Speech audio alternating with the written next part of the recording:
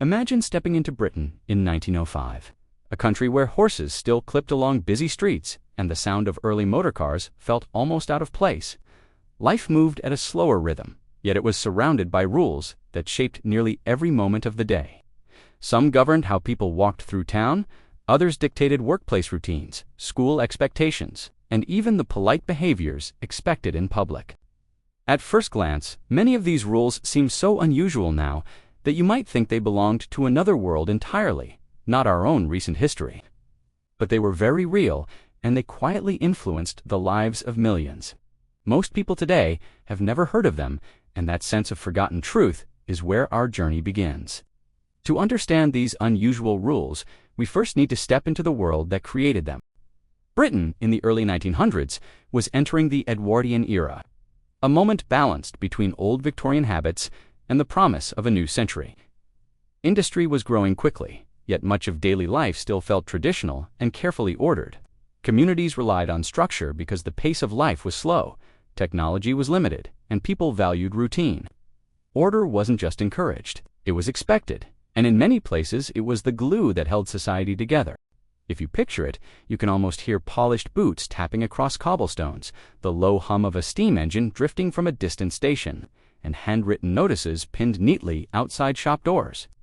Village rules were often posted on wooden boards, weathered by rain and touched by countless hands. These gentle details created a world that looked and felt far more formal than the Britain we know today. Compared to our flexible lifestyles, effortless travel, and digital freedom, the early 1900s operated on a very different rhythm, and it's within that slower, structured world that the most surprising rules began to make sense. What truly brings the early 1900s into focus are the rules themselves, guidelines that shaped ordinary life in ways that feel almost unbelievable today. The first set of rules appeared in public spaces where calm, order, and predictability were prized above all else.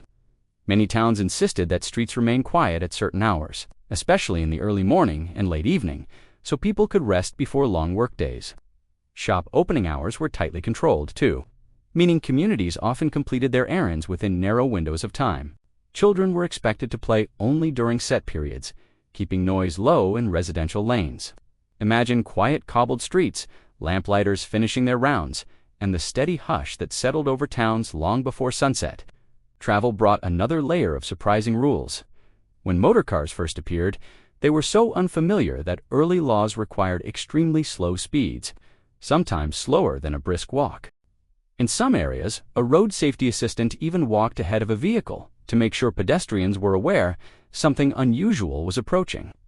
It's hard to picture now, especially when modern roads are filled with fast, confident travel. Back then, though, the gentle chug of an early engine was a novelty, and caution shaped every journey. Workplaces followed a similar pattern of structure and care.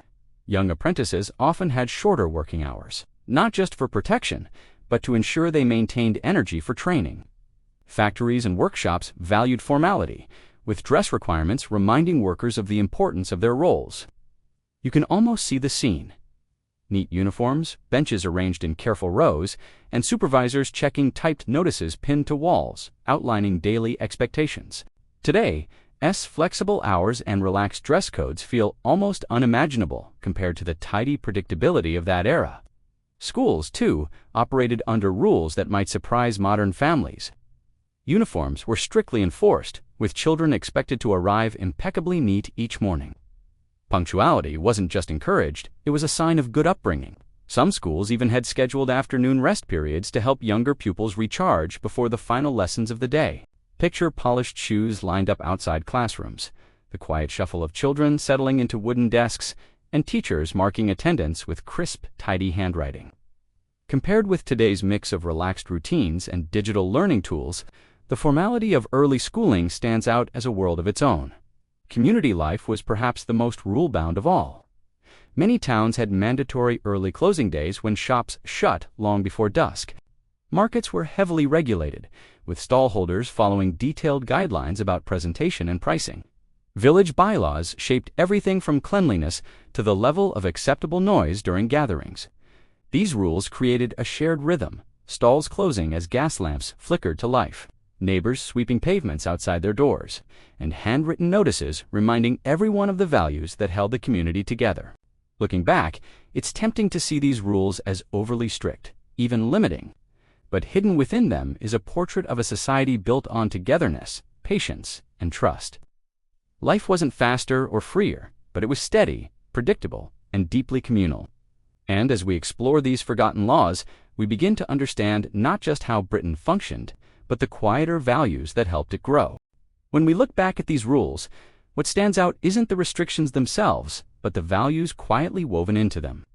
They reveal a Britain that relied on order, routine, and shared responsibility, a place where politeness was, simply encouraged but formed the foundation of daily life. Communities understood each other because everyone moved to the same steady rhythm.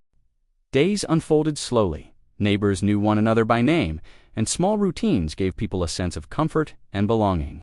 There was a charm to it all, even if some rules feel overly strict to us now. You can almost hear church bells marking the hour, signaling a pause in the afternoon. See shop shutters sliding down in unison as evening approached, or picture paper notices fluttering gently in the wind outside the post office. These weren't just rules, they were part of the soundtrack of everyday life, shaping how people interacted, worked, and grew together. For many of us, these details echo stories passed down by parents or grandparents, reminders of a Britain built on patience and quiet connection. And understanding these values helps us appreciate the world that shaped their generation. It's amusing to imagine these old rules suddenly returning to modern Britain. Speed limits slower than a stroll, shops closing before tea, or strict quiet hours on bustling streets, most would last about 5 minutes before people question them. Yet beneath the humor lies something worth remembering. Those rules carried a sense of community, courtesy, and calm that many quietly miss today. We may not want the restrictions back, but the spirit behind them still feels comforting. Britain has changed in countless ways, yet traces of that old warmth remain, reminding us how far we've come and what's still worth keeping.